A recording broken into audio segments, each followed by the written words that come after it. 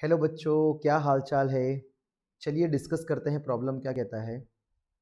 Late A B C be the set such that A intersection B is not equals to phi.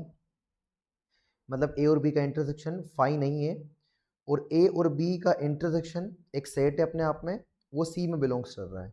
Then which of the following statement is not true. हमें क्या बोला है, which of the following statement is not true, कौन सा सही नहीं है। तो चलिए हम बना लेते हैं इसको थोड़ा सा ना, वेन डायग्राम से इसको सॉल्व करने की कोशिश करते हैं। तो चार ऑप्शन है, तो हमें चार ऑप्शन को ही चेक करना पड़ेगा। तो ये सपोज है हमारा सेट ए, और ये हमारा है सेट बी, है ना। ए और बी का इंटरसेक्शन जो नॉन एम्प्टी है, और जो ए और बी का इंटरसेक्शन है वो सेट सी का सबसेट है। मतलब वो ये इस तरीके से कुछ सेट सी में आ रहा है। तो ये हमारा रेड कलर का हो गया सेट सी, है ना। तो वापस हम थोड़ा कलर चेंज कर लेते हैं यहाँ पर। तो अगर हम ध्यान से समझे तो ये हमारा सेट ए हो गया, ये हमारा सेट बी हो गया, और ये जो है ये हमारा ए इंटरसेक्शन बी है।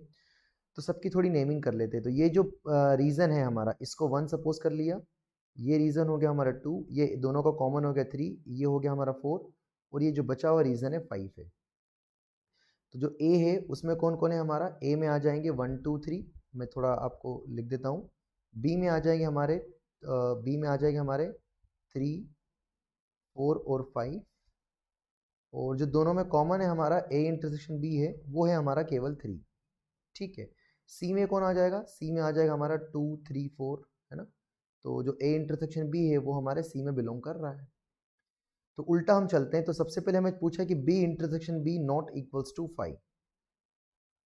बी और सी का जो इंटरसेक्शन है वो नॉट इक्वल्स टू फाइव है। तो क्लियर कट दिखाई दे रहा है कि जो बी और सी का जो कॉमन है वो हमारे पास कुछ ना कुछ है।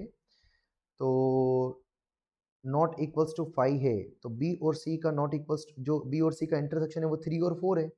तो बी और सी में जो कॉमन है वो तो थ्री और फोर है, मतलब नॉट इक्वल्स टू फाइव है, तो सही बात है। तो ये तो स्टेटमेंट हमारा ट्रू है। पर हमें पूछा है which of the following is not true, कौन सा सही नहीं है। तो ये तो सही है, तो इसको टिक नहीं करना है, जो गलत है उसको टिक करना है।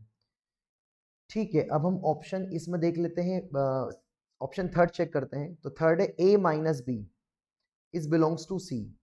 तो हमारा जो a माइनस बी है, तो a माइनस बी कितना आ जाएगा, a में से वो वाले एलिमेंट हटा देंगे जो b में आ रहे होंगे।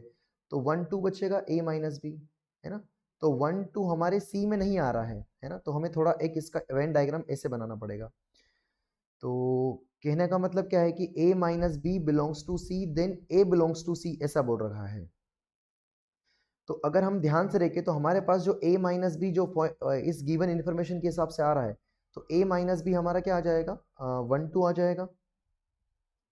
a माइनस बी क्या आ जाएगा हमारा, वन टू आ जाएगा, वन टू वाला रीजन आ जाएगा।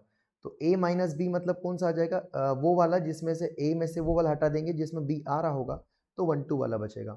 अब ये वन टू बोल रहा है सी में बिलोंग कर रहा है, तो वन टू तो हमारा जो है वो वन टू तो हमारा सी में बिलोंग कर रहा है, पर वन नहीं बिलोंग कर रहा है। पर ये फोर्सफुली बोल रहा है कि भैया a माइनस बी आपका सी में बिलोंग कर रहा है। मतलब कहने का मतलब क्या है कि जो आपका सेट ए है वो पूरा का पूरा सी में आ रहा होगा, तभी तो ये a माइनस बी सी में आएगा। अगर आपका वन भी सी में आ जाएगा तभी तो a माइनस बी सी में आएगा, क्योंकि a माइनस बी तो वन टू आ रहा है, और वन टू सी में बिलोंग नहीं कर रहा है, सी में तो टू थ्री फोर है, केवल टू ही बिलोंग कर रहा है। तो वन को बिलोंग करने के लिए पूरे सेट ए को कहाँ होना पड़ेगा, सी में होना पड़ेगा। तो अगर हम ध्यान से समझे तो इसका वेन डायग्राम कुछ हमें इस तरीके से बनाना पड़ेगा, इस तरीके से। ये हमारा हो गया कॉमन, और ये जो रेड कलर में अब हम बनाएंगे, जो इन्होंने इन्फॉर्मेशन दे रखी उसके हिसाब से, ये हमारा हो जाएगा पूरा हमारा सी हो जाएगा। तो ए भी पूरा सी के सी में आ गया, और ए इंटरसेक्शन बी भी सी में आ गया। इसी कंडीशन को हमारा सेटिस्फाई भी कर रहा है। तो अब हम ध्यान से देखें तो ये हमारा वन आ गया, और ये हमारा टू आ गया।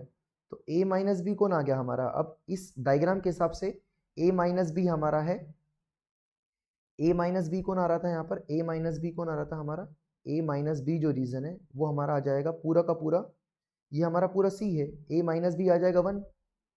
तो वन पूरा का पूरा सी में बिलोंग कर रहा है क्या, हाँ। तो यहाँ पर a माइनस बी वन आ जाएगा, क्या वन पूरा का पूरा सी में बिलोंग कर रहा है क्या, बिल्कुल कर रहा है। तो ये हमारा ट्रू हो जाएगा, मतलब ये सही है। और हमें जो गलत है उसको चूज करना है, तो ये हमें नहीं लेंगे, है ना। विच of the following is not true, तो ये तो सही आ रहा है। तीसरा है कि सी यूनियन ए और सी यूनियन बी, और इन दोनों का कॉमन सी आ जाएगा। तो सी और ए का यूनियन ले लेते हैं, तो ए सी और ए का, तो ए हमारे पास है 1 2 3, सी हमारे पास है 2 3 4, तो ए और सी का जब हम यूनियन ले लेंगे तो 1 2 3 4 हमारे पास पूरा आ जाएगा।